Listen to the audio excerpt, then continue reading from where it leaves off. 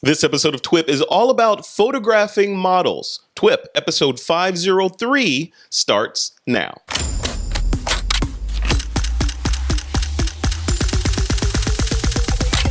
This is TWiP.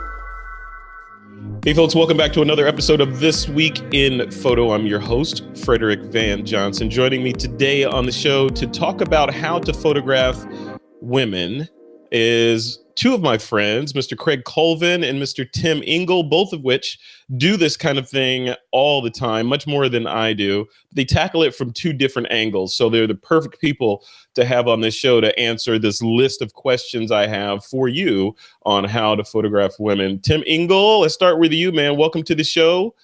Who are you? Where are you from? And what do you shoot? Well, hello, Frederick. Nice to be back on the show with you. I'm Tim Engle. I am a commercial portrait, sometimes fashion photographer in Sacramento, California. And do you want me to shoot? I shoot Nikon. How about that? Wait, you sound like you're in a support group. I shoot Nikon. I have to because, I feel like anymore I don't know where Nikon will be. And I get beat up so much with my friends with these tiny, light little cameras now that do amazing things. And hey man, we talk about that all the time. Nothing wrong with Nikon. I still own a ton of Nikon gear in the closet, right? It's actually in the garage, but I do own some Nikon gear. I have lots of lenses and everything. Yeah. Well, cool, man. Well, welcome to the show. Thanks for having me. Hey, Craig Colvin, I haven't seen you in forever. Look I know, it's been a while. Yeah, look at all that scruff there. I thought you were going to cut that off last time. I am. But I went to Hawaii at the beginning of the year and got a little suntan. And if I cut it off, I'll have a big white streak there. So I got to wait a month. I like it. I think it's cool. All right. I like it because I can't do that. I don't have the genetics to grow that kind of facial hair. It just grows and whatever. Right. I have 16-year-old genetics for some reason. I have no idea why. All right, guys. Well, welcome. Let's dive right into the show. There's a couple things that we're going to talk about on this episode. First, we're going to talk about the news, right? So this is This Week in Photo. So we're going to talk on the big hot story of this week, which you all know what it is because you're looking at the notes. Then we're going to talk about our main topic, which is how to photograph women. And with that, we're going to talk about technique, gear, psychology, and then also the controversial hot potato topic, which is the hashtag Me Too movement and how that affects photographers, especially in this particular genre. And then, of course, sprinkled in there, we'll talk about some of the gear that you guys use. Like, Tim, I know you err towards the side of, well, both you guys do, but Tim, probably more so than Craig, you err towards the side of DIY and making cool images with very little gear. Craig, you have to do that because a lot of the stuff you do is home built, but you still have, a lot of commercial gear as well. So let's talk about that. So the first thing is news. What's the big news? What's the big news of the of the week? Craig Colvin, I know Craig bought this. Craig, you bought it. I did. The DJI announced a new drone, the Mavic Air. And I placed an order as soon as the announcement was complete. As soon as the button was live. That's right. Well, and I would have just, Craig, I gotta out you on this, man. You've had a couple of drones, and for some reason, you like to pretend like they're submarines for some reason. Well, sometimes it's my fault. And so this particular one, my Mavic, I said I was recently in Hawaii. I was filming in Hawaii. I had landed my drone, and a guy walked up, asked me how much it cost, and I told him, and he promptly picked it up and chucked it in the ocean. So it really wasn't my fault. Wow. Okay. So I had been flying up and down the coast, and he thought I was spying on him and his daughters. And he threw it in. Threw it in the ocean. Did you get your money back, or at least get? We are still in legal proceedings on that. Yeah, wow. Yeah. It may be months. I don't know. That probably would have gone sideways had that been my Mavic and somebody did that. Yeah. I controlled myself. I don't know quite how. We'd be in court. Right now. Yeah. Oh, cool. All right. So you bought one. So that's it. Well, we did. So that's my replacement. Yeah. Yeah. So Chris Berry and I did a show yesterday, actually, which is on thisweekinphoto.com and on the YouTube channel, where we kind of did some post-game discussion about the announcement and what we liked about the drone, what we didn't like, what we were expecting to see, and all that. So we drilled deep into that. We don't really need to go into it in this episode, obviously. But I do want to, Tim, I want to give you a chance to chime in on this. You owned a drone before I did, right? And I had the GoPro way back when. Yeah, way back. I had, GoPro on it with no stabilization and no live view. So we had a client, 3.5, 4 years ago, maybe, that had asked for a special shot that was on a bicycle, or somebody on a bicycle that was a moving shot. And we went in for that. And I really did not use it much after that. But then I've worked with the Phantom 3 a little bit, and watched you work with your Mavic and with some jealousy. I know you can tell. I know you're going to tell the story about me almost losing my my Phantom. No, I think we agreed not to discuss on that. That's right. But no, I mean, hanging out with you, and you popped the Mavic up, you fly, got some great shots, landed within like 30 seconds. It was folded up, and we were off walking. And I'm like, wow, and you're gone. Yeah, it's a thing of beauty. It is a thing of beauty. Looking at the features now, it's like, I mean, it's tough because it's hard to commit like my brain to a lot of that tech. Yeah. And so the new Air, I mean, watching the videos and some of the features, I'm like, that is not going to be hard to deal with. Yeah. So I mean, the Mavic automated a lot of stuff. It makes it interesting. I literally can't justify getting one right now because I love my Mavic to death, and I literally have not played with all the features in that thing. So it's, I can't justify getting another one. All right, guys, that's enough drone talk. Let's dive into the main topic for this episode, and that's how to photograph women. So there's a couple of tangents that I want to take in this, different directions. And the first thing I want to talk about is a question that a lot of people, especially photographers that are just jumping into this genre, one of the big questions is, once you exhaust your friends and family, and your sort of built-in muses, how do you get women to photograph, either inexperienced or experienced? Where do you source these people from that you can use to sort of keep your portfolio fresh? Let's start with you, Craig Colvin. All right. Well, up until this past year, I would say 99% of the models I photographed came from Model Mayhem. And I would either post a casting call there or just find ones that were local and send them a message. In the past, that's changed in the past, 9 months maybe. I'm starting to find a lot more on Instagram and Facebook. So I've joined a bunch of model photographer groups on Facebook, and I follow a lot of models on Instagram, and we just, I often get them saying, I'd love to shoot with you, and so we just work it out that way. And how do you start that conversation? Is it just that easy? Like, hey, so-and-so, I want to do some photos with you. And then presumably you show them your portfolio, right? Right. Well, Instagram is showing my portfolio, right? I posted every day last year a photo. So I got a lot of engagement, and I would get messages from models just going, I love your work. I would love to work with you.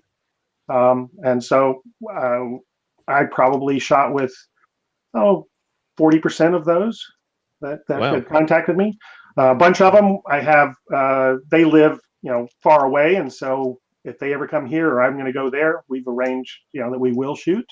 So yeah, seeing that's interesting because using Instagram, if they already see your body of work, so then there's no question, because a lot of your work is fine art nudes. So there's no question of, what kind of, are you able to shoot this kind of photography with me? Right. They already know if they're approaching you, right? Well, sometimes, I have ones that do not shoot nudes that will still approach me and say they want to shoot with me. Okay. So we have to negotiate and say whether I have any concepts in mind that aren't going to be nudes. So got it. Tim Engle, man, what about you? How do you source your models? Where do they come from? It was similar to what Craig was saying. So it started years ago on Model Mayhem. And I would just kind of like go through and, look for models that fit my parameter. I mean, I tend to lean towards fashion specific, so I would look for tall models with the features that I wanted for the shots that I wanted. And then, as my portfolio built up on that, they started coming. And I think the same thing with Instagram. It's like you post pictures on there and they're kind of coming towards you and asking to work with me now. And I don't necessarily seek them out like I used to. It's just I have a fairly good list that has asked for, the opportunity to shoot. And I don't have the time to produce the stuff that I used to with, all the different models. But I think if you produce good work, and when you show on Instagram or Model Mayhem or Facebook, they want to be part of that. Yeah. And so the beginning is tough because you have to get that body of work to show it to make more of that body of work. And that's a good lead into another question on here, and I think this is one of the listener questions, or one of the TWiP Pro member questions that they posted in there was around pricing, and I have the same question as well, because I know both of you guys approach this differently. Who pays whom, right? So are you guys paying models for the privilege of shooting them, or are they paying you for the privilege of having you shoot them? Craig, you yes. Start. Yes. Yes. So it depends. It depends. I work with a lot of traveling models. That there is a whole group of them that travel around the country, and whenever they're in the area, they'll contact me. Those I almost always pay. They're professional. I know I'm going to get the shots that I want to do. And typically, if I am suggesting the shots we're going to do, I pay. If they come to me with a concept that they would like to shoot, they will pay me, or we will work out a trade. Where I get some of my shots, they get some of their shots. And what's a good rate? Like, give me some numbers. For fine art and nudes, the going rate is $100 an hour. It's some of them are 125. Occasionally, you'll find one that's 75. For fashion and glamour, it ranges between 50 and 75 an hour. And that's you paying them, right? That's me $100 an hour. Right. Okay, and then at 100, let's say it's $100 an hour. How long is your shoot lasting? I do 3-hour shoots typically. Okay, so you're going to budget about I will get 300. Right, and I'll get maybe 8 to 10 different concepts in those 3 hours. Okay, so you go in planning. You're not like, hey, what should we shoot today? Yeah, no. Yeah. That never works well for me. No. Tim, what about you, man? How do you what happens? Who's paying whom in your scenario? It's similar to what Craig was saying. So it depends on what the end goal is and who's needing what. If you're coming to me and it's like you need to build a portfolio for an agency, typically they'll pay me for that stuff because that's a specific need and it's their need, not necessarily my need. If it's a concept that I want to come up with, and I work with a team a lot of times, so I have a hair, a makeup, a wardrobe, so different teams like that. Or if a team member brings something to me and says, hey, I want to do this concept and I have this model, then I'll work with them, and that's something that we'll all trade. And it's kind of like, I feel like with my group, we have creative credit with each other. There's times that I call my makeup artist and I say, hey, I want to do this, which is an area I've not done or something that I think can push my work to another level. Hey, let's do it. So they say, great.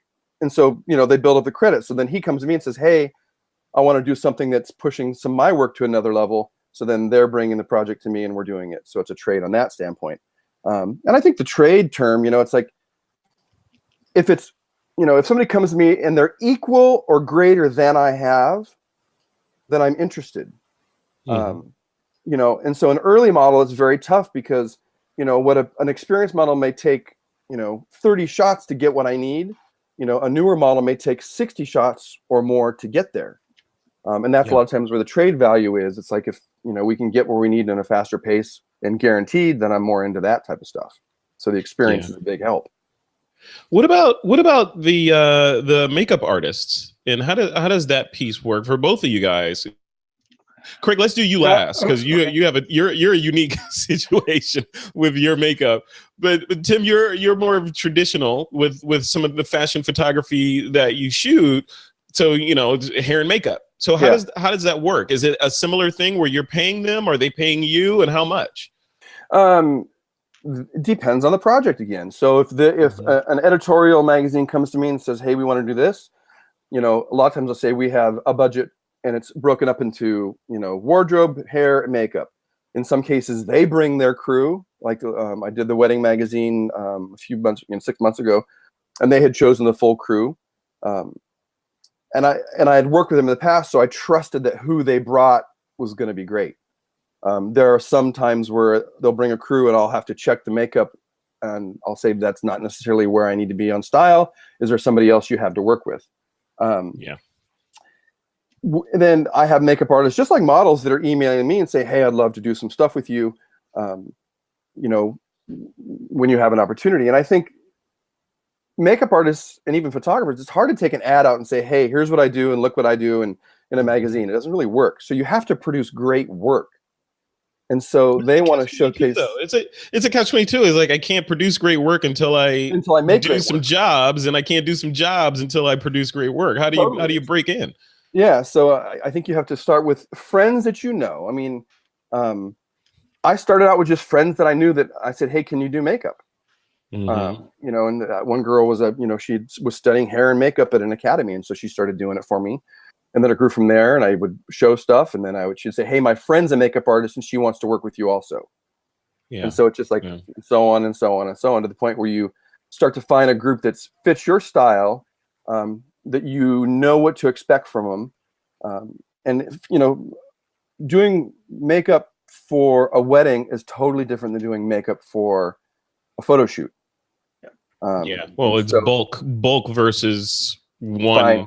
One concept or a couple of concepts, right? Yeah. So, it definitely took me a while to find the group that I like, that works well with me, and that is also not slow. I mean, I don't have all day. I mean, I can't, and if we're paying somebody, it's like I can't go, 2 hours on makeup and then I'm screwed on my time shooting.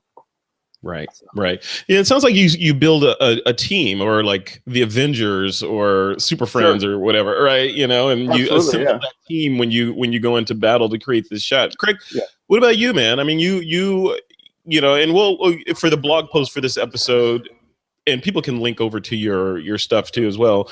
But how do you source your makeup artists for these fine art concepts that you're doing? Well, majority of if there's truly the fine art nudes and stuff, I don't typically have makeup, because I'm concentrating more on the shape of the body and not the face. There is no makeup, and a lot of the models can do the rudimentary makeup. I do work a lot with body painters though, and body painters are constantly needing photographers. They do this work and they don't have any good photographs of it. So I hooked up with there's a group in the Bay Area here called the Human Art Collective, and I got involved with them several years ago. And there's 8 or 9 different body painters there. And so whenever I need some body paint work, I just contact one of them and see if they like the concept, and then we go with that. That's cool. That is really cool.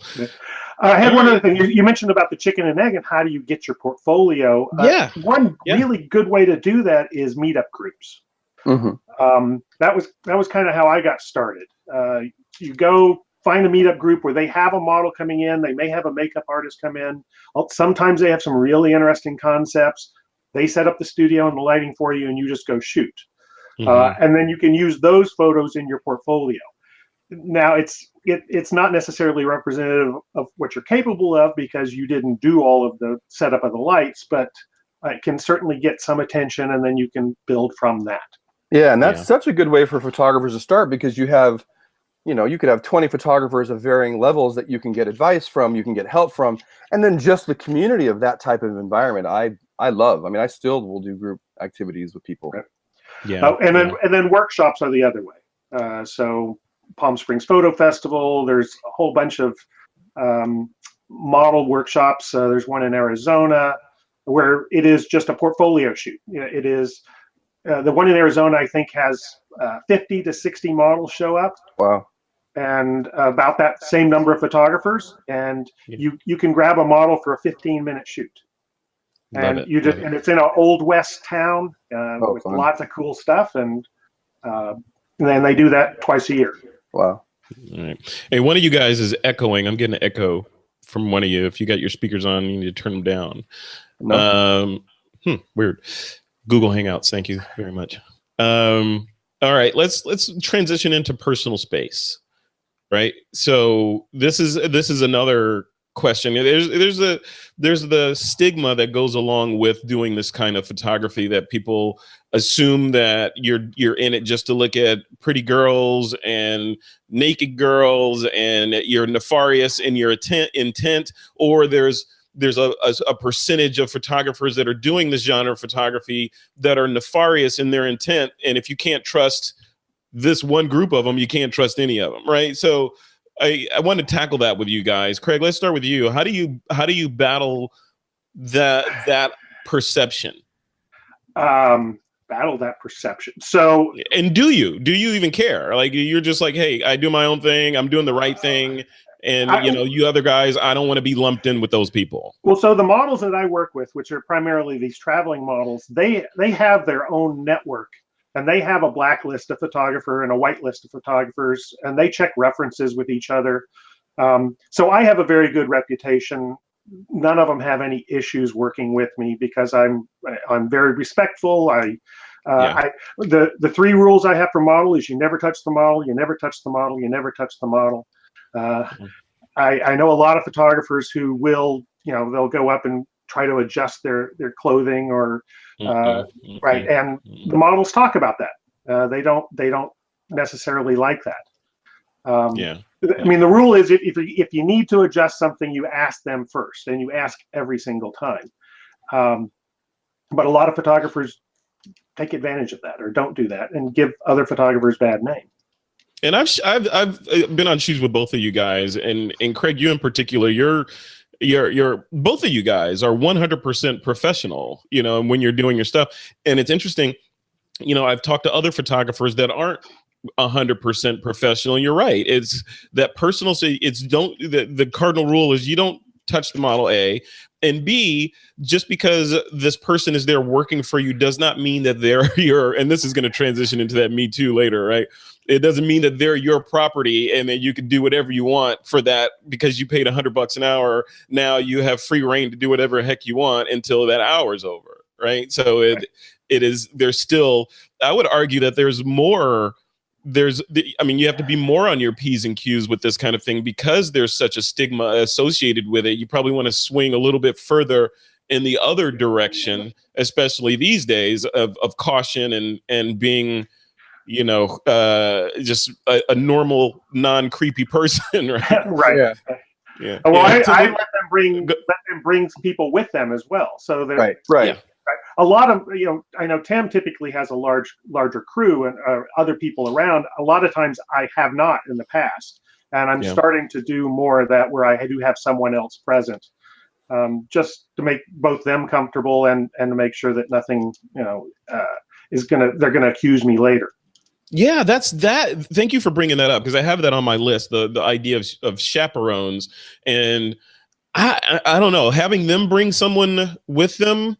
Yeah, I think that's a good idea, but still, it's their word against yours. I feel like, not that you want to make this environment of, I better protect myself from litigation or something. You don't want to have that cloud over you, but at the same time, an old boss of mine used to say, "Good fences make good neighbors." Right. So if you just like, even the makeup artist, you bring the makeup artist, they bring, their friend or family member, a husband or whatever. Now everybody's happy. That there's these built-in safeguards, and there's no like, okay, what did he mean by that, or none of that stuff, right? Tim, what do you think? Yeah, so I mean, and I'll use like even for today's example, I had we had 2 models on set for today's shoot. I invited another model who I'd worked with in the past to just come and hang out, and then I had the makeup artist, and then I had an assistant today. So we had a full room of people, doing what we do today. I also, in the past, have had female assistants, which has been was a huge help. And I sit at camera. I'm like, this is where I sit. I'm behind the camera. I don't leave that spot for the most part unless I have to fix a light or something. If there's something that has to be adjusted, like Craig said, I say, hey, can you adjust this? If there's something else, I say, hey, makeup artist, can you fix this? Or hair person. I let them all deal with that. You know, I haven't had to you know, it's all been worked out and been adjusted. I haven't had to like, you know, say, hey, I'm coming over to do anything ever. And you know, and I'll say, it's like, it's not a closed set. I mean, there are photographers that say, hey, closed set. I'm like, bring people, bring your boyfriend, bring your husband. The only thing I will say is, if you're able to function and model, you know, with them on set, bring them. It doesn't bother me. Does it affect both of you guys? Does it affect your photography though at all? You know, looking at it from a different perspective, if you're trying to go for this particular concept, and if you're shooting a nude, I mean, it's not all about nudes, but if you're shooting a nude or even a highly suggestive or sexy pose, and the significant other is there, does it make you feel a little weird, you know, or does you like, oh, well, maybe I won't ask her to arch her back a little more because, you know, Joe's back there and he's going to feel weird about it. Like it did. Oh, go ahead. Go ahead, Craig. So it doesn't affect me. I will ask whatever I need to get the concept I'm going to do. It will sometimes affect the models because they aren't used to having that person there or watching what they normally do. And I will, if that's the case, I'll just ask the person to go into the other room where they can hear us, but they aren't in the sight line of the model. But I wonder if it makes the model nervous too, right? Well, that's what I'm saying. Sometimes it makes the model nervous that they're whoever it is watching them sometimes, and it's rare. But when that happens, I just ask them, get out of the sight line so they don't see that you're watching, and that solves the problem. Yeah. I worked with a traveling model recently, and she brought her husband along, and he was like, well, "Can I help you? Can I hold a reflector? What can I do to help you?" And so it was amazing, and there was no weird feeling. Long ago I might have had a different feeling, but it never really came up. But now I just, again, you got to do what you got to do to get the shot, and how I operate is how I operate. So I don't really alter that. Right. Yeah. And quite often they are very helpful. It's like my outdoor shoots, they'll help them climb the rocks and carry all their gear, their bag of clothes and stuff. So it's nice to have an assistant. Another pair of hands or a voice activated light stand, right? Exactly. Totally. It's that. Okay, another tangent on that is personal space.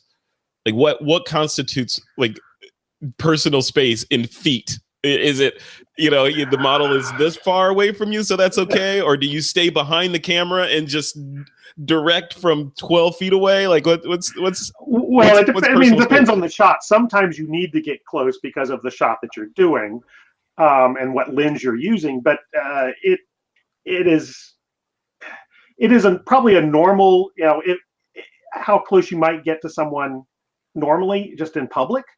You don't get any closer than that. Yeah. But I'm not standing 12 feet away. Yeah. Right? It really depends on the shot. And a lot of, with shooting nudes, I don't even realize they're nude when I'm shooting. I am so focused on the lighting and the composition and my camera and settings and all that. It's not until later when I load them on my computer and say, oh, look, they didn't have any clothes on. It's just a non-issue, right? Non-thing. Yeah, and it's weird, because you even shooting just pretty, it's not even just women, just shooting pretty people in general. You're not in that space of, oh, look at this gorgeous person in front of me, blah blah blah. Right? You're more in the space of f-stop, shutter speeds, the shadow. Is my lighting right? Do I have catch lights in the eyes? Is the pose right? And is my camera level? Is my camera level? Yeah, totally. All right, so let's talk about the hows of this.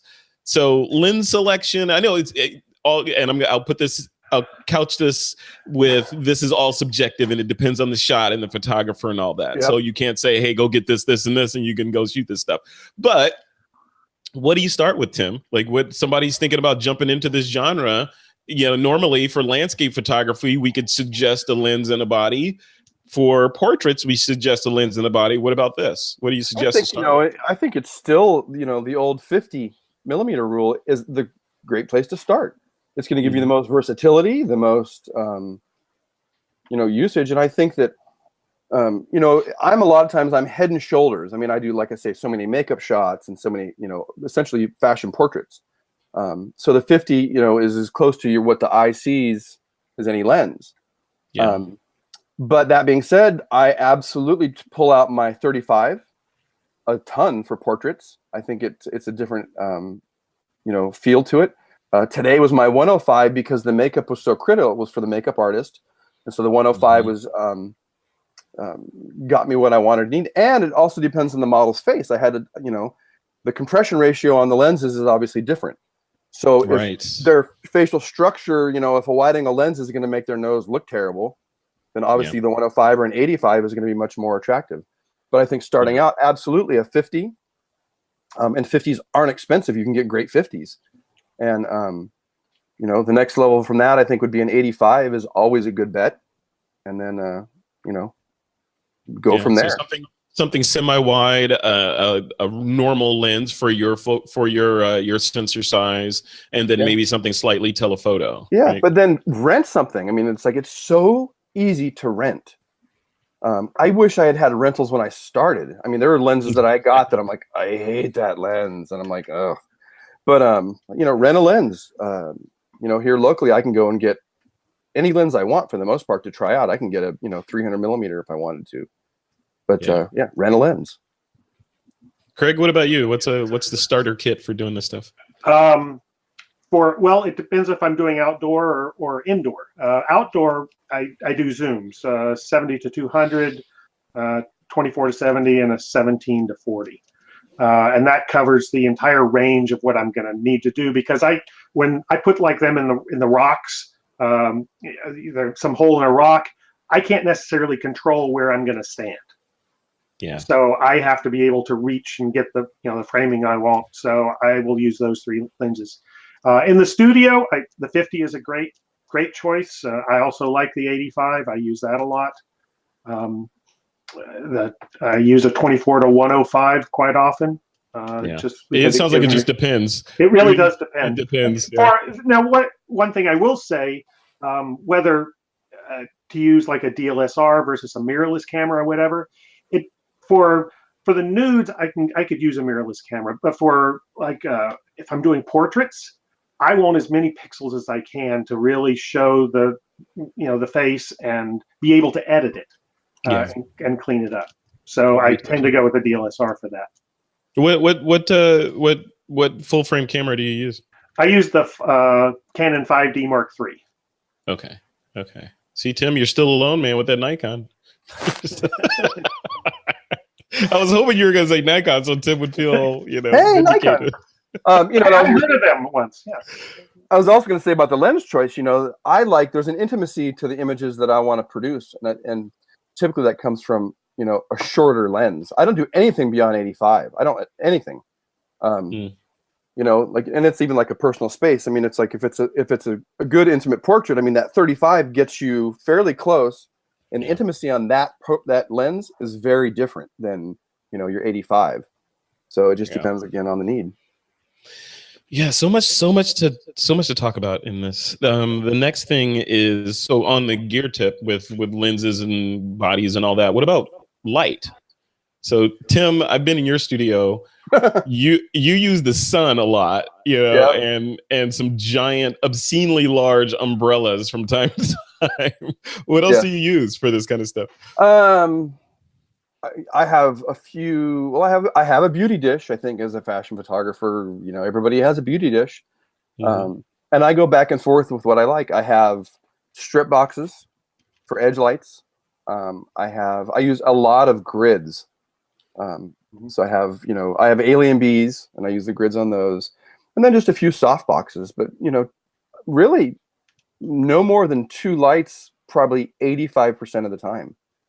Really, like two lights, like the sun and a reflector, or two. Well, if I'm using, if it's the sun, a reflector, or a mirror, or a white card, or a black card, or it depends on, I believe your profile picture is the sun.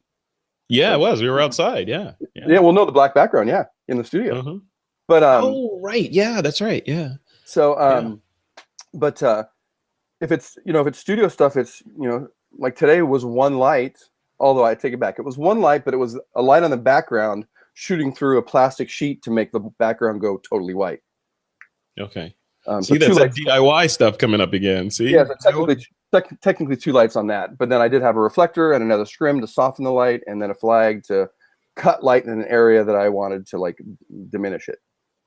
And before we move to Craig on this, how do you build your shots the night before and like just kind of like sketch them out and then go do them, or do you just say, you know what, I got so and so coming to the studio, I'm gonna figure it out when I get there? Like, what's the concept? It's a little bit of both. I think that years ago I planned way more, but then I realized that it had to morph and adjust. We had what elements we had when we got there. I'll use today for example, and I made you a video I'll show you later from like today's shoot of kind of like everything going on. Cool. And actually I'll upload a trip to TWiP Pro. Yeah, do that. So today, the makeup artist came to me and he says, I had this idea, I got all these accessories and I want to paint them. And he wanted to paint it with metallic paint. Well, metallic paint, the reflective qualities require certain styles of light for them to work. So I had a general idea of where I wanted to go, but then I had to fine tune it according to what he did. So, glossy lips or metallic, eyeshadow or whatever. I had to adjust the lights to make that stuff work. Yeah. So it's a little bit of both. I had a plan, which was the white background. That was the first part of the plan, which I stayed true to. But then I had to adjust the lighting, on the fly a little bit. And then even that, I tried 2-3 scenarios out of the gate just to make sure I was where I wanted to be, and then stuck with the one that started working. Yeah. It's like, who was it? I don't know who. Somebody in the chat rooms can correct me on this, but someone famous, I want to say it was Napoleon or someone, said, no battle plan survives first contact with the enemy, right? So you can plan this thing all night, and then when you get in the studio, you're like, oh, whatever, we're going to go do something completely different. Craig Colvin, what about you, man? What's lighting? What's your lighting setup of choice? Well, there's this really great video in TWiP School that talks about all of my lighting. Yes. Called Lighting the Human Form. So I use alien bees as well. Soft boxes, strip boxes, reflectors, grids. And I'm recently just starting using other lighting, incandescent, just a single incandescent bulb. And doing some very low light, moody stuff. Fluorescent bulbs and just a single fluorescent bulb. But in general, that just to challenge yourself, or is that just to get a new and different look? It is, it's to grow and to challenge myself. I've done so much with just the strobes and soft boxes. You start saying, what different can I do? And so I'm looking for different ways of getting. See if I can find an interesting shot using other lighting techniques. And what kind of lighting are you using in terms of like gear? I know Tim's using alien bees. I'm using alien bees. Yeah, alien bees and Einsteins. And Einstein. Yeah, I love the Einsteins. Okay, so let's just take a slight little tangent on lighting here for a second, because there's a camp I've seen. I've been doing this for a long time, right? So I've seen there's a camp of photographers, and let's take out the sponsored photographers from this, because let's just take them out of the mix. So these are photographers that chose to buy the gear that they're using. There's a group of photographers that use alien bees, Pulsey Buff gear, the white lightnings and Einsteins, etc. And then there seems another group that uses much more expensive lighting gear, like Profoto and those sorts of in Elenchrom, which are fantastic. The answer that I've asked this on TWiP before of photographers, and the answer that I generally get from people is that the more expensive gear will last you longer because it's made better. However, I've had my alien bee stuff for a long, long time, and it's fine. I don't know, but I've never owned Profoto gear, so I can't say that, oh yeah, this is markedly better than the other stuff I have. Tim, why don't you use Profoto versus the stuff that you have? Because I got 6 lights for less than one of the pro photos. Is the quality of light different? I mean, will people know that you're shooting with that? It's still a photon coming out of a flash tube, Right. and I'm still manipulating it. I would have put a softbox on it the exact same way. And I would add, I've messed with some pro photos. I actually had to rent one. I did a shot where I was trying to light a marathon, basically. Yeah.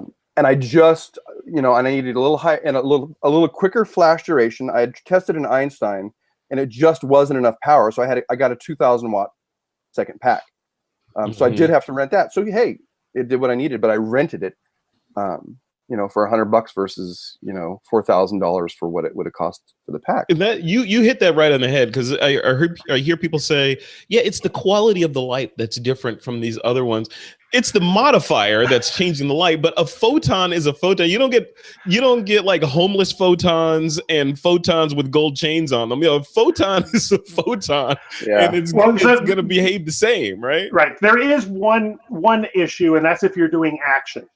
Sure. For studio stuff, it doesn't matter, but for action, the alien bees they'll do a bright flash, and then they have fall off. Right. And like if you had falling rain, it's going to look like the raindrops are going up. Okay. Yeah. Whereas the Einstein has one of the shortest delays in the industry, and it makes raindrops look like raindrops. Frozen. Right. Right. Frozen.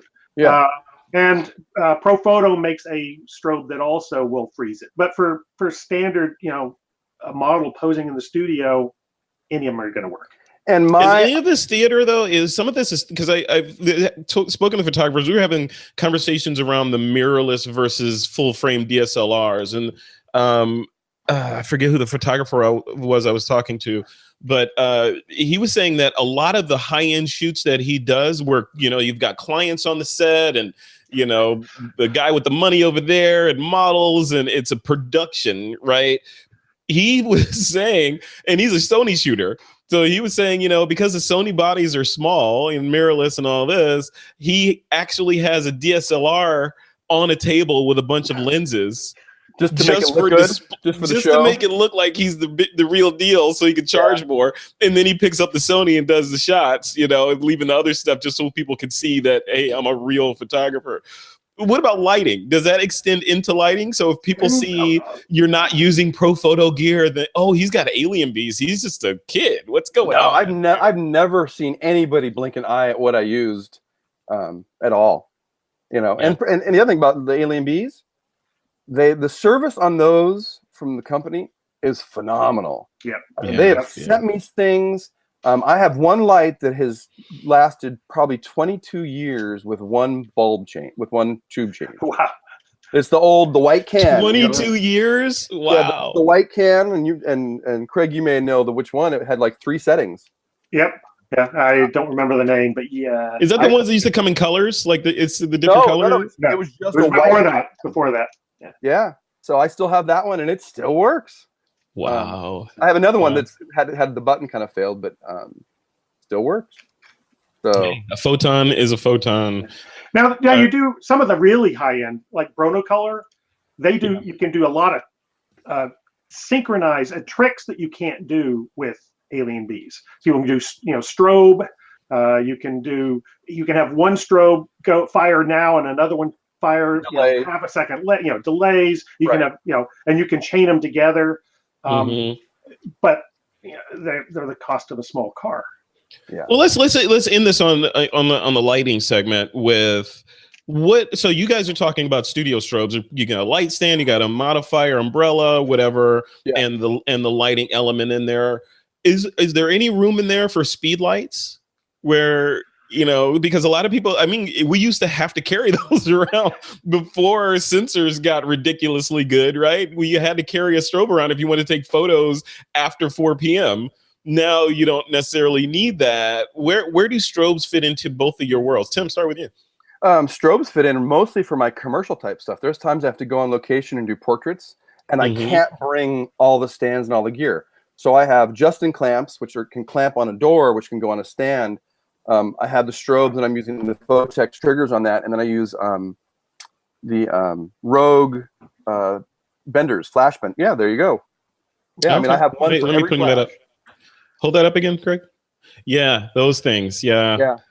Joe McNally is responsible for me buying a bunch of those. They're But great. they're great, and Yeah. I use them, and I also use them for with small LED panels for certain situations where if like I'm doing a room and I just need to light up a corner with a little bit of something, I'll put a $22 LED panel on it. So yeah, there's still I have 4 strobes. So on my kit when I'm traveling, out and about doing, business stuff, they're still in there. It just it doesn't make sense for me to run cords across a lobby of a business to. But are they strong enough? Are you getting enough light out of those things? Yeah, I mean, because I can shoot something at 1200 ISO, and be fine. Right. So these days you can. That was unheard of back in the day. 1200 is the new 400. Yeah. But In the old days, it was you shoot anything over 400. It was golf ball sized grain in there, and we're talking about film, obviously. Yeah. But But even for fashion stuff, it's like there's times I use a TTL cord on the flash, and I hand hold the flash, and I just shoot it from various angles. Sometimes below, sometimes to the side, sometimes right at the lens. And I love the effect that does. So in fashion, it absolutely still has a place too. Yeah. And on the next This Week in Photo, episode 504, we've got Bruce Clark coming on with Troy Miller, Troy Miller's coming on to talk about the worst wedding mistakes. And I'm going to ask them the question, like, what do they shoot with in terms of lighting, and are strobes dead in the wedding world? So I don't know, because it seems like a lot of people are shooting Sony over there, or at least these sensors that can see things before they happen. I wonder if you need. Yeah, you can see the other dimensions and take multiple kinds of photos of things. All right, guys, let's move on to this before we move into the questions and then pulling some questions from the chat room. Before we dive into this stuff, guys, if you're in the chat room, please, give us the questions that you want us to answer, because we're going to take questions that were posted in the TWiP Pro community first, and then we'll dive into the live chat and take questions from there before we close the show. But before all that, I want to talk about this hashtag #MeToo movement, which I know we've been all aching to talk about. Craig, Colvin, I want to start with you. So if you've been living under a rock and you haven't heard about this movement, this is kind of an expose of creeps in the industry, for lack of a better word, that have been abusing their positions to get favors, let's call them, from women, or otherwise abuse women. For example, the Harvey Weinstein thing, where if you want the part, you're going to have to come to my hotel room and meet about it, and then he shows up in a bathrobe, and and then it goes from there. So it's particularly impactful, I think, in this genre of photography, because you're working with scantily clad and sometimes naked women, and it's a slippery slope. Especially, I mean, it was a slippery slope before, and now somebody put oil all over the slope, right? So Craig, let's start with you, man. So does this whole Me Too movement affect you, or not? Or are you just doing business as usual? Well, first I wanted to say that every single model I have ever worked with has experienced unwanted sexual advances. One of the models posted on Facebook and just during the Me Too thing and said, hey, other models, just post if you've had this. And I think she got up to 1,523 responses of other models that all had encountered something. And anyone I asked, they experience it. So there are bad photographers out there that try to take advantage of the situation. For me personally, I am always above reproach. I mean, I am so respectful of the model. I don't watch them while they change. I just try to be respectful. I never approach them and try to touch them. So for me personally, I don't feel that I have any risk there. And I think it's even joking, like tongue-in-cheek things, you probably don't want to do those, right? And I never have. It's not appropriate for the situation. It's not. A lot of photographers think this is a dating opportunity, right? And that's not what I'm doing it for. And so I heard that a lot. To be honest with you, I heard that a lot about Model Mayhem. Like Model Mayhem was like You know, I don't know. I've heard a lot from a lot of different models that they even take themselves off of modelmayhem.com because of the influx of people that they get that aren't legit photographers trying to get them to show up at some hotel or something. Right. And a lot of them have on their profile that, you know, I'm not here for dating. This is not a dating site. I'm here for you know, modeling. I do teach a lot of workshops and see a lot of different photographers, and you know, it covers the spectrum of what people will say and be you know, there are ones that are disrespectful to the models. Some intentionally, some unintentionally. A lot unintentionally. But it's a challenge. You just it's physics, right? It's physics. It's a path of least resistance. If someone sees the path to, let's call it nirvana, is to stop by Best Buy and grab me a camera and set up a Model Mayhem profile and throw a bunch of, you know, iStock photo shots in there, you know, they could do it in an afternoon and ruin somebody's life, you know, in a lot of ways, and put a scar on this genre and this type of photography overall. So I don't know, Tim, what about you, man? How the whole Me Too movement, has it affected the way that you work, or are you Craig, just beyond reproach and you just keep going business as usual? It's still like the normal game, because I still have my assistants, I still have my, you know, people on set. I mean, I've had that for, you know, my wife and I had a discussion, you know, 6 years ago about, you know, doing what we could to make sure that stuff never came up. And that was part of getting a female assistant, and that was part of having more people on set. You know, and I typically am not in a scenario where I'm doing much nude or kind of even risque stuff, but still, I don't want there to be any question. I mean, it doesn't even have to be nude stuff, right? I mean, they could be in a burqa, and you know, you can still, but no, just have game as usual. Still have my assistants and have my crew, and I'll cancel shoots if an assistant can't make it, I'll reschedule a shoot. You know. Yeah. Good. All right. Any final thoughts from either one of you guys for photographers that are watching this and they're like, you know, I want to jump into this, but I've stopped even entertaining that idea because every day there's something in the news. And here's the other piece of it, because the part of this Me Too thing is there's no statute of limitations, right? So these things are coming up that happened decades ago, which is good, but at the same time, you know, these photographers today might be, you know what, if I get famous, then this model is going to levy some claim against me in 20 years and I'm going to be screwed. So maybe I just won't shoot anything. So, I mean, what do you say to those guys? What advice do you give to those guys and women that want to shoot this genre of photography, but are scared? I think Craig said earlier a really good one, and that is join some groups. I think in that group environment, you know, from a meetup or a workshop, you're going to be really safe.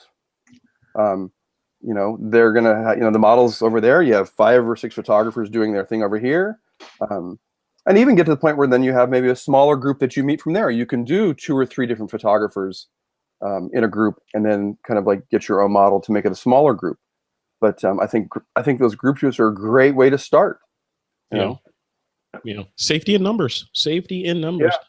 All right. Parting shots from you, Craig Colvin. I mean, just having other people around is going to help. The other thing is treat the model like it was your daughter, right? You're not going to say inappropriate things, you know, well, hopefully you don't to your daughter. So just be respectful, right? If you're above reproach and don't ever do anything say anything suggestive, then you're going to be okay. Yeah. All right. Love it. All right, guys, let's move on to the questions. Like I said, this first batch of questions come from folks in the TWiP Pro community. If you guys want to join the TWiP Pro community, just head over to twippro.com. We just started it and it is a buzzing. And our community manager is in the chat right now. Mr. Christopher Berry is in there doing his thing. Hey, Chris. All right. The first question is from Craig Stampfley. Hope I'm just pronouncing your last name right, Craig. He says, here's a question for the next show. How has the recent Me Too movement affected your work? And what should male photographers be aware of if they don't already know how to treat women? I think we answered that one. And then this next one is from Kyle Nishioka. Kyle says, what's your favorite resource for learning how to pose models and bring out expressions? That's a great question. Yep. Yeah. Craig, you want to go? All right. So for me, there are posing books out there. One of the models I work with, she actually published her own posing book. Her name's Christy Jessica, and it's on Amazon. You can go, in fact, you can get it for free with Kindle Prime. But I typically go and look at other people's work. 500px, Model Mayhem, and lately Pinterest. And I just find, great photos, and then try to, show that to the model and say, I want to emulate that, or I want to take this element of it, and here's another one where I would take that element of it. So for posing, that's how I tend to do it. Expressions, a lot of that is the level of the model. The more professional they are, they're going to know how to do all these expressions. New models, every expression tends to look the same. They aren't exaggerating it enough. And so I suggest to them that they just practice in front of a mirror the night before the shoot. And that typically helps. Yeah, and I think Pinterest has been big for me. We'll do an inspiration board for a shoot, between, the makeup artist and hairstylist and model and myself. So we're all on the same page. So it's like, if somebody says, hey, I want something edgy, well, your edgy and my edgy could be two different things. Right. So that we're all on the same board. And then, like he says, the experience models will come almost with a game plan of what they're going to do and how they're going to model. The good ones know what they've done in the past and try not to repeat themselves. If I have a newer model that I direct, a lot of times I'll watch them as they're getting ready, and I'll just have a conversation, and they'll do certain things that naturally that I'll try and replicate when they're on set. And even just starting with a conversation and or giving an emotional cue and say, hey, try and look, what happens if you look mad? And start working through those, and then kind of fine tuning as you go along with that stuff. I love that. That's a great idea, and it builds. Yeah, you're right, because everything in art, I guess I was going to say photography, but everything in art is subjective. And if you can use a tool like Pinterest to put everybody literally on the same page, then you have a much more a higher chance of success. All right, here's another question from Kyle Nishioka. He says, "How do you be your own stylist for a shoot? I've been buying outfits on eBay and Amazon, but I'm not good at it." That's a great question. It is a great question. So for me, I go to Goodwill and buy lots of outfits. They have 50% off on Tuesdays, and for a while there, I was going every Tuesday and buying 10 to 15 outfits for $25.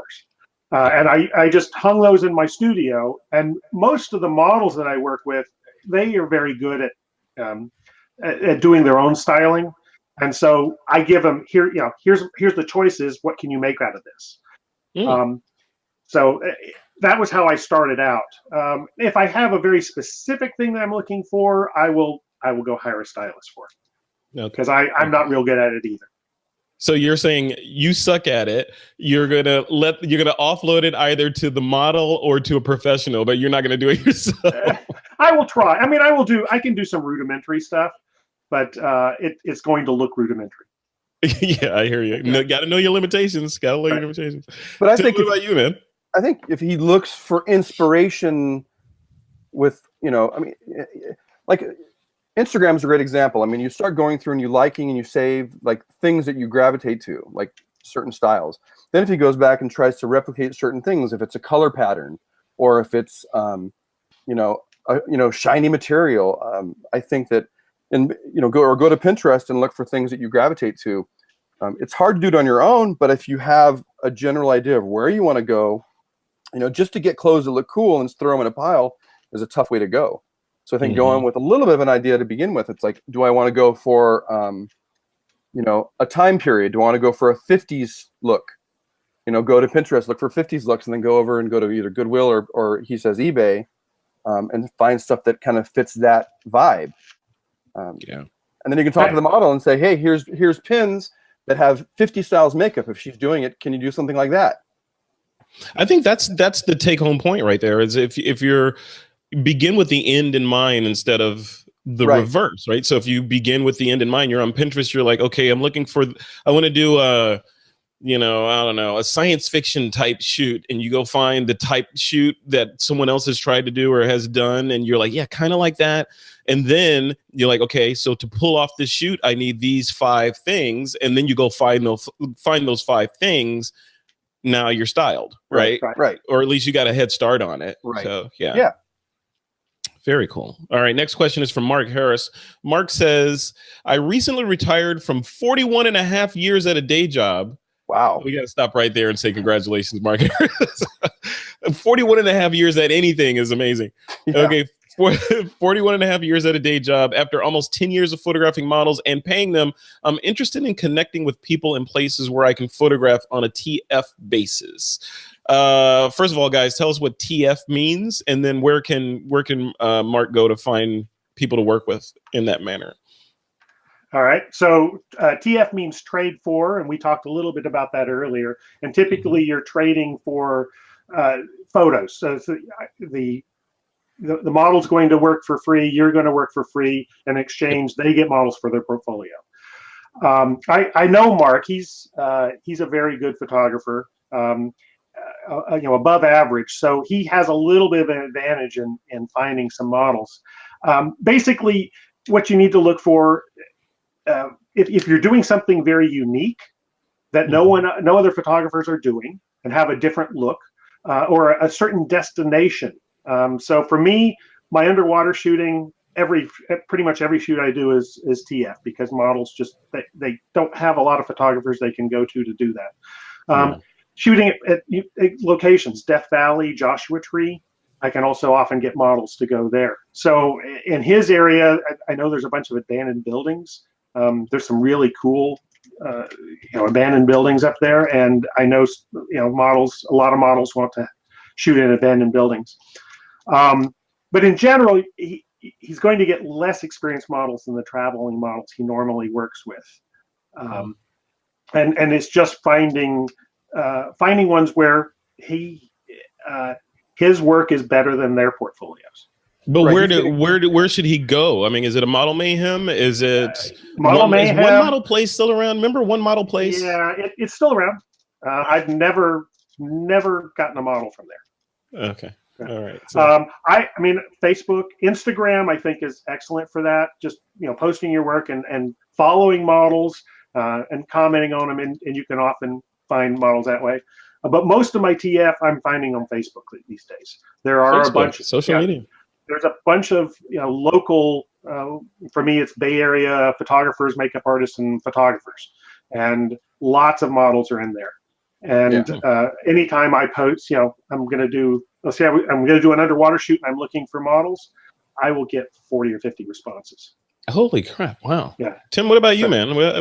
How would you answer Mark? I think Craig said, I think Model Mayhem still for the beginner may have some use. I think Instagram. I mean, I've gotten more requests and discussions for models wanting to work together on Instagram than I have on Facebook for a long, and I don't have. I've kind of moved out of Facebook a little bit. It's just hard to have the time to scroll and do all that kind of stuff. But it just producing great work attracts people. So he's going to have more luck the more more work he creates that's on the par that it sounds like he can do, the more they're going to want to work with him. Yeah, in astrophysics they call that accretion, right? Where the bigger the mass gets out there, the more gravity it has, and the more stuff it pulls in, it gets more gravity and it pulls in more stuff. Yeah. Yes, I'm nerding out. Thank you very much. All right, last question is from Kyle Nishioka again. He says, do you keep Form 2257 documentation for nude photo shoots? If so, could you go into how much info you collect? I don't even know what a 2257 is. I don't know either. So it was a law that was created, I don't know, a while back. I think it was after 2000, but it is for the adult film industry to verify that the models are over 18. Oh, I remember that. Yes, right? Yes. Okay. And Model Mayhem actually has a checkbox whenever you post a nude photo saying, do you have the 2257 information available? And you're supposed to check that. in the past, what I've done is I just had a little blurb on the model release saying that they were over, they were of age and agreed to the 2257 regulations. It's a little paragraph you're supposed to have, and take a photo of their driver's license. You have to have a photo ID, their passport, or some identification that shows their date of birth along with their photo. And I've done that for every photo shoot I've ever done. Has the man ever come and asked you for your papers? They have not, and actually they haven't really enforced it since George Bush was president. Was the last time they really were checking people and enforcing that. Okay. But in reading this, I found out I've been doing it wrong all these years. So when I saw the question, I went and did a little research. It turns out that you cannot include other information with this form. So the fact that it's on a model release means it's invalid. So interesting. Wow. So from now so it has on, to be the form by itself. You can't form by itself and okay. their photo, and it cannot be kept with any other records. So jeez, it's all right. Hey. Strange hey folks, you learned something on This Week in Photo, hopefully saving careers just like that. All right guys, let's jump into the chat room. There's a bunch of stuff going on in there. Chris Berry's in there holding it down. Let's see, here's a question from Troy Miller. Troy Miller says, what is the basic reason models are wanting to model for photos? Are they hoping to get more exposure and then get paid someday? Good question. I think so. I mean, in my area, it's like they want to be a model and, be with a modeling agency is the ultimate goal and be published and paid. There's local things here with Sacramento Fashion Week that are kind of cool. So I think that that's the ultimate hope, is that they can, model and get paid for it. I tell models when they start out, do it because you enjoy it first, because the chances of getting paid or making legitimate money are very difficult. Very few can do it and make a living at it. It's like, it's kind of like trying to go pro, football. You can pro photographer. Yeah. So do it because you like it first. Yeah. Interesting. All right, there's another question in here. This is an interesting question from Skip. Skip says, why does TWiP seem to fixate on the same topics? Do we fixate on the same topics? Am I guilty of that? I didn't feel like I do that. I mean, we've never talked Me Too before. We talk the same time. Well, photography is like, it's not an infinite cornucopia of topics to talk about anymore. Maybe the only thing would be close to drones. Drones, I know. Okay, I'm guilty of that, and I thought about Skip. If you're talking about drones, I thought about that, but that's This Week in Photo. That happened this week. Happened this week. Yeah, it's topical. I was like, well, maybe I shouldn't talk about that, but and it's probably the fastest moving industry on that stuff as it is. It is, and I am guilty. I'm human. I gravitate towards the things that I like, like you don't hear me talking too much about, although I need to. I was talking to Troy Miller about this. I want to start doing more astro type photography. I've never taken a photo of the Milky Way. I want to do that and learn how to do that. That's well, amazing. It's pretty easy where you live now to go up the hill and do this. Yeah, right? Let's do it. Let's do a meetup. Let's do a meetup. And take some folks out and do some astrophotography. I like it. All right, cool. Any other questions in there? Let's see. I'm not seeing any. All right. What's the first subject in genre photography that you're doing? Where is your first subject in genre photography, Chris? I don't know if that's English. Is that Arizonian English there? I think what you're saying is, where do we start with it? Oh, right. Oh, okay. yeah. Okay. Don't good, jump good. into fine art nudes, perhaps. Yeah. I started in high school as a yearbook photographer. Did you? I did, and I was a freshman in high school, and I was the only freshman they ever allowed on yearbook at the time. You're such a nerd. You're such a nerd. And it was black and white film, and then I worked for a newspaper. I was actually, for 6 months, I was a photo editor at a small newspaper. Nice. Long ago, and then I worked for a weekly newspaper, which I actually had credit for doing the things I do at the pace I do them, because at that time I had to be quick. efficient. I couldn't be in businesses for very long or disrupt their business. So I had to get the shots I needed and get out. And so I learned, and I shot in every environment under the sun. And it made a big difference. And I failed at all of them at one point, and so I learned how not to fail. You got to learn not to fail. Craig, how'd you get into this business? It was a family event that got me started. We were at a camping event. Had a friend of mine with a DSLR. I had a DSLR. We had the same, standing right side by side each other. His photos came out 10 to 100 times better than mine. So that was what got me started in trying to learn, about photography.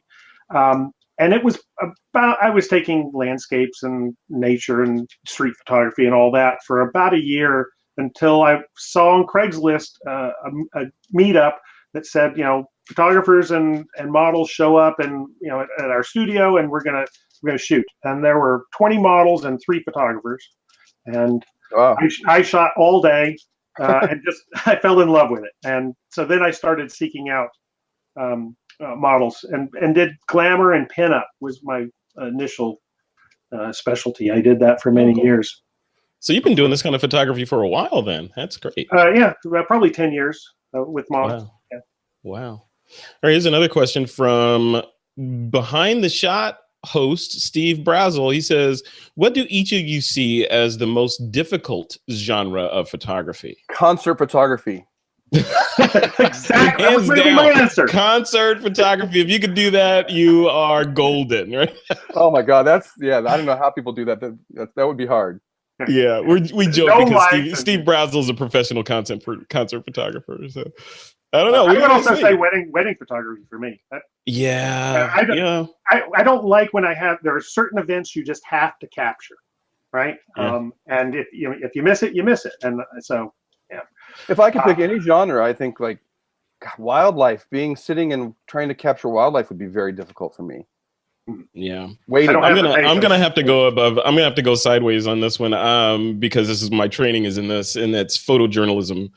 Photojournalism, depending on the topic and depending on the situation around the journalism that you're doing, is hard, right? Because you have to tell a story, and in a lot of cases, depending on the photojournalist and the situation, there's no redos, obviously, because this is life unfolding, and you have to capture the story. Even like I remember back in a couple of years ago, they were banding around the term wedding photojournalism or wedding photojournalists and that style. And I always thought about that, and I would love to hear what Troy Miller thinks about this, because I thought about that, and I'm like, photojournalism is like you're shooting homeless people, you're living with them, or you're in Tiananmen Square and you're getting a guy that's about to get run over by a tank, or you're in Vietnam and you're getting photos of exploding, it's all this stuff that you're getting as a photojournalist. It's going to happen exactly one time. In some other genres, there's not that much pressure, and you're not like, as a military photojournalist or a combat photojournalist, you're in danger.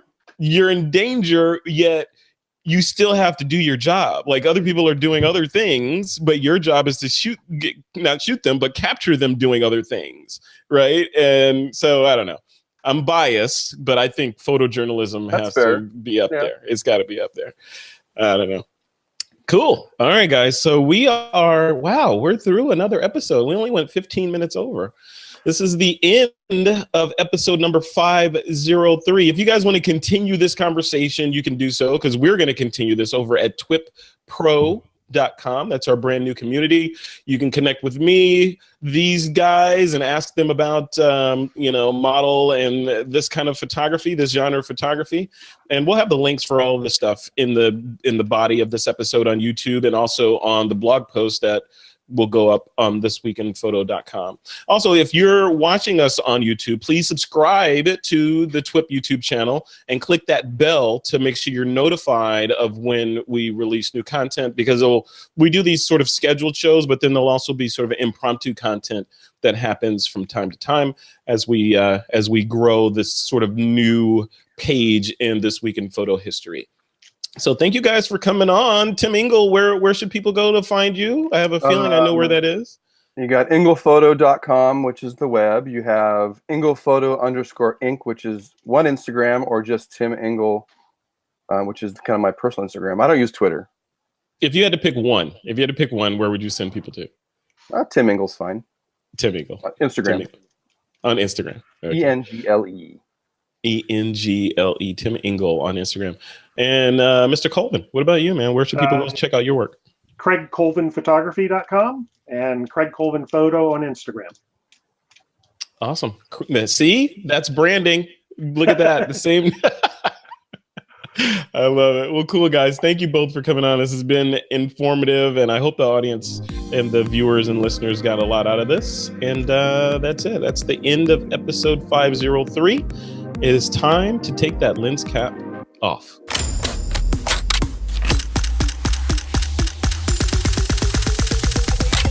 This is TWiP.